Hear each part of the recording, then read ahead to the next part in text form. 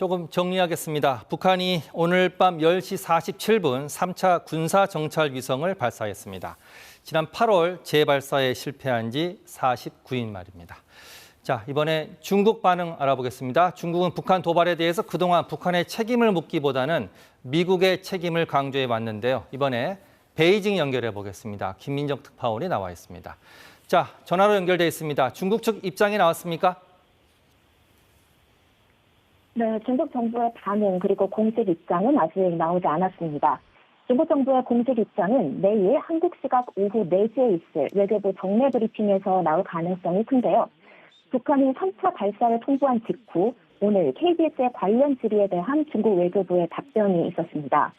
중국 외교부 대변인은 미국의 항공모함이 최근 한반도에 전개되고 있다고 언급하며 한반도 문제 해결의 열쇠는 미국의 손에 달려있다 이렇게 강조했습니다.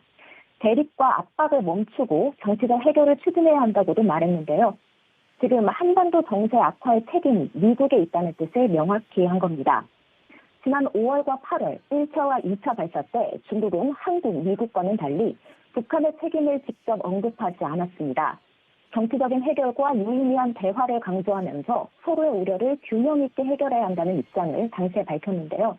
그러면서 쌍궤 병진, 즉 비핵화와 평화 협상을 동시에 추진하는 방안을 강조하기도 했습니다. 1차와 2차 발사 때도 안보리 결의 위반이라는 규탄이 유엔에서 이어졌지만 정상 유엔 주재 중국 부대사는 미국의 책임을 넘겼습니다. 최근 우리 정부가 중국 측에 북한 도발 억제를 위한 역할을 여러 차례 주문했는데요.